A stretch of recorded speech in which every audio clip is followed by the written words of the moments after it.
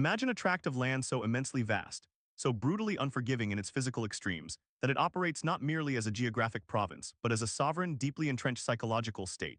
It is a territorial anomaly that casually swallows entire European countries whole, boasting a chaotic climate that shifts violently from suffocating, mosquito-choked coastal swamplands to scorched, jagged limestone canyons where the horizon physically distorts in the radiating heat. We are not just looking at a simple state on a map. We are actively dissecting an empire forged in human blood, subterranean black gold, and a terrifying, unmatched level of industrial hubris. Let us step back into the long shadows of this American Leviathan. This is a place defined entirely by its historical defiance, a jagged, aggressive puzzle piece at the very bottom of the continent that has spent centuries violently rejecting the very concept of being controlled or assimilated. It has survived the collapse of distant empires, engineered global energy monopolies that shifted the outcomes of world wars, and is now quietly, methodically swallowing the future of global technology and aerospace. But the romanticized myth of this place, the dusty, stoic cowboys, the relentless golden sun, the heavily fictionalized narrative of absolute frontier independence, is an incredibly well-crafted, highly weaponized illusion. It is a carefully curated marketing campaign covering up a ruthless, highly calculated, and devastatingly effective economic machine. To truly understand the mechanics of this machine, we have to meticulously tear down the original blueprint of its chaotic, blood-soaked inception. Long before the glittering glass skyscrapers and sprawling hyper-automated vehicle factories emerged from the dirt, this land was an expansive graveyard of colonial ambitions. Let us look at the soil itself. It is baked hard, highly alkaline, resisting the iron plow just as fiercely as it resisted early armored conquerors. In the early 19th century, an arrogant, rapidly expanding European empire claimed this dust, planting their flags in the sun-cracked earth, only to slowly realize they could not possibly hold it. The sheer terrifying scale of the geography, combined with the presence of the most lethal, highly mobile indigenous cavalry warriors the world had ever seen, made it entirely impossible to police. The native defenders utilized absolute mastery of horseback warfare, striking with terrifying speed and dissolving back into the vast, empty plains before retaliation could even be organized. Bleeding money and desperate for a solution, the colonial governors made a fatal, irreversible calculation. They invited foreign settlers, relentless, hardened, economically desperate frontiersmen looking for a blank slate, to act as a human buffer against the indigenous raids. They offered vast tracts of untouched land for pennies. It was an open invitation to a political powder keg. Within a single generation, the human buffer zone rebelled against its masters. Let us closely observe the defining microscene of this violent rebellion. Visualize a crumbling, sun-baked adobe mission standing totally isolated against a merciless flat horizon. Inside, a couple of hundred starving, sleep-deprived insurgents wait, gripping heavy black powder rifles, their lips cracked and bleeding from extreme dehydration, listening in total silence to the deafening, rhythmic drums of a massive, highly disciplined military force marching toward them. The metallic smell of sulfur, dried blood, and unwashed bodies hangs thick in the heavy, stagnant morning air.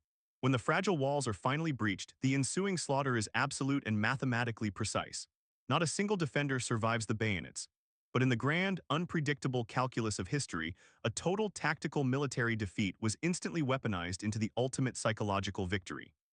The crimson blood spilled in that dusty adobe courtyard did not crush the spirit of the rebellion, it violently immortalized it. It created a dangerous, undying mythology of ultimate sacrifice and fierce, unyielding independence that still dictates the hyperaggressive political and cultural DNA of the region today. They subsequently won their independence, operating as a wildly unstable, financially ruined sovereign republic for nearly a decade. They had no functional paved infrastructure.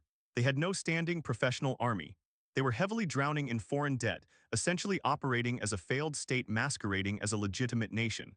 Yet they possessed millions upon millions of acres of raw, untapped, wildly valuable geography.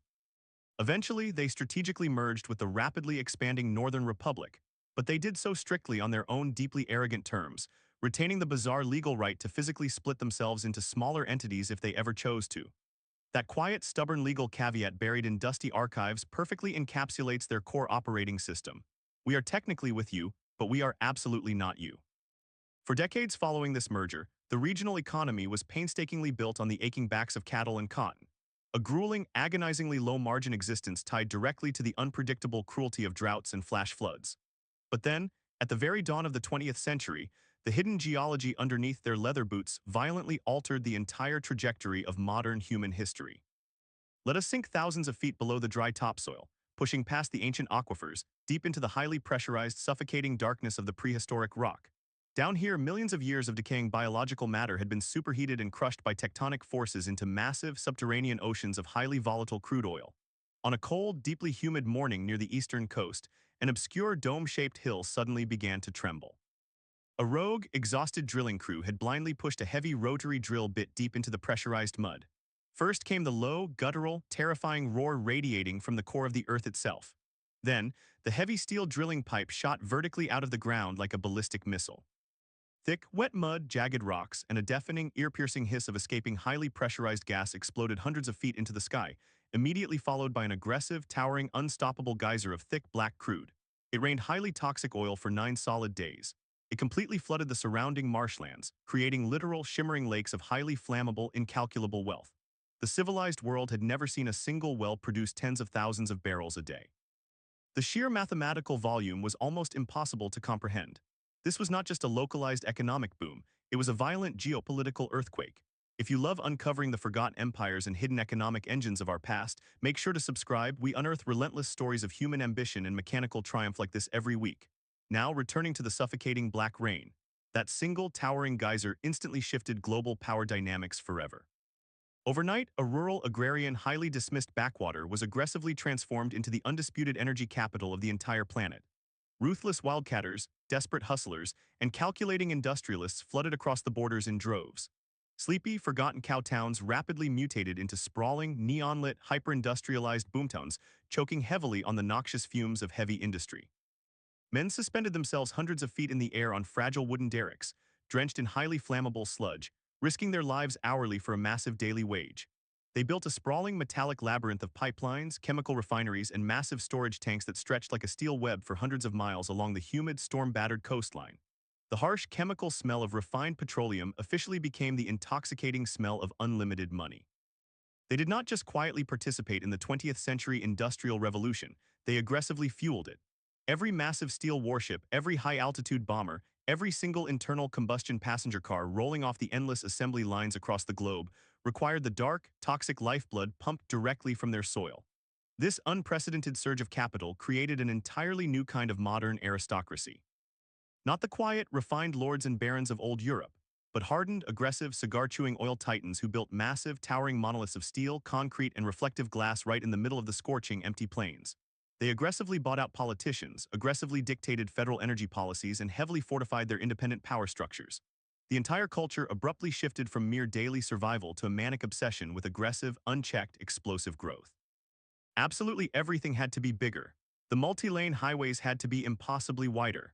The colossal sports stadiums had to physically resemble ancient Roman colosseums.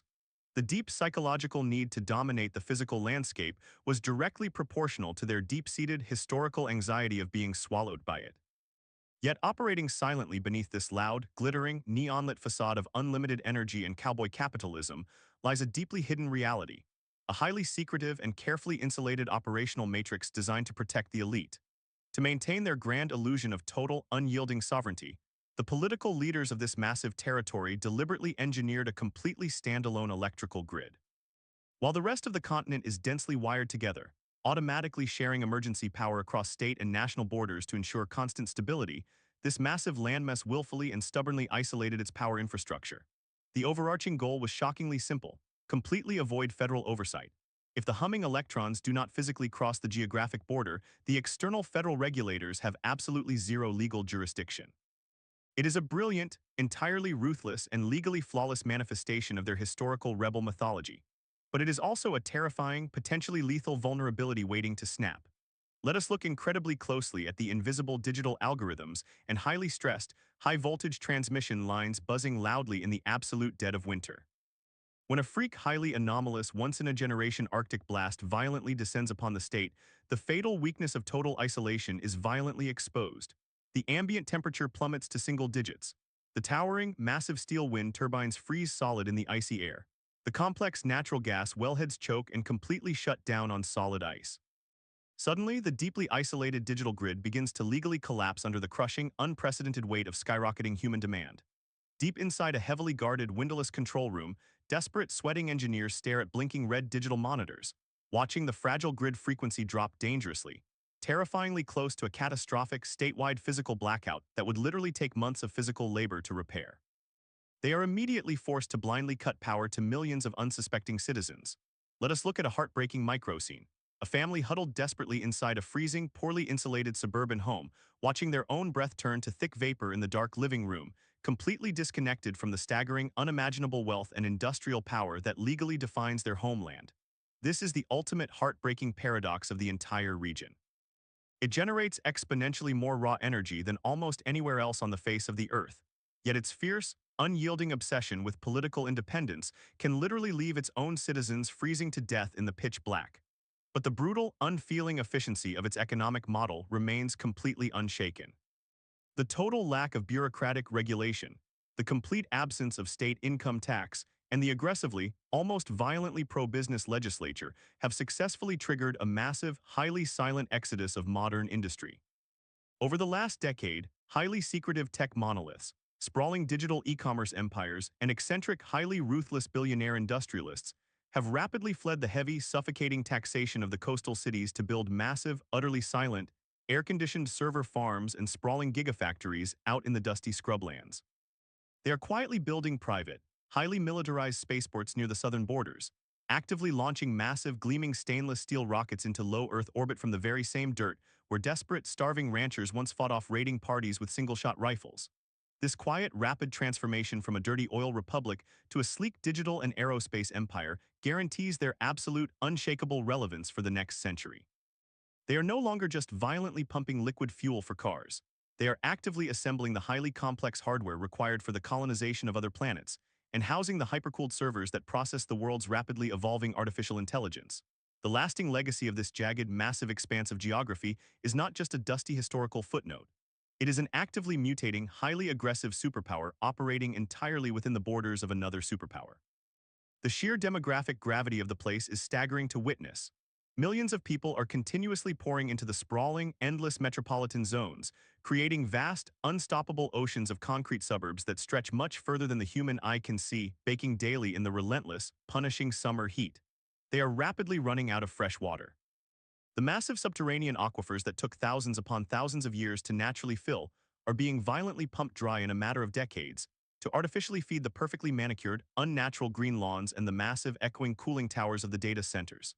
The brutal heat waves are becoming longer, significantly more aggressive, literally physically distorting the asphalt and pushing the heavily isolated, fragile power grid to its absolute breaking point summer after summer. Yet the massive churning machine does not slow down. It fundamentally cannot slow down. The entire governing philosophy of the state is completely predicated on aggressive forward momentum at absolutely all costs. To pause, to heavily regulate, to impose strict physical limits would be viewed as an absolute betrayal of the thick blood spilled in that crumbling adobe mission centuries ago. It is a harsh geography that completely demands human hubris. It forces you to build massive, defiant things simply to prove you can survive the deeply hostile environment. As we stand here watching autonomous electric drones deliver consumer packages over sprawling neighborhoods that did completely not exist 5 years ago, and watch massive orbital rockets violently ignite their supercooled engines over the humid, bird-filled coastal marshes, we suddenly realize that the great frontier never actually closed. It merely shifted its vertical coordinates from the dusty dirt to the cold stratosphere. Ultimately, the long, violent story of this relentless landmass is the purest, most highly concentrated reflection of raw human ambition ever recorded. It is a massive, highly reflective mirror held up to our own endless, deeply flawed desire to conquer the physically unconquerable, to take a hostile, empty, sun-scorched space and violently force it to yield unimaginable wealth, extreme political power, and the literal future itself. We are naturally drawn to places exactly like this because they perfectly represent the extreme, bleeding edges of our own human potential, highlighting the dark and brilliant consequences of absolutely refusing to bow to any external authority. The romantic myth and the cold, unfeeling machine have become perfectly, seamlessly synthesized into one entity. If decoding the complex psychological engineering and the deeply hidden histories behind the world's most incredibly powerful entities fuels your relentless curiosity, you absolutely belong with us. Hit that subscribe button right now, join this exclusive, growing community of relentless minds, and never, ever stop questioning the massive, invisible narratives structurally built around you.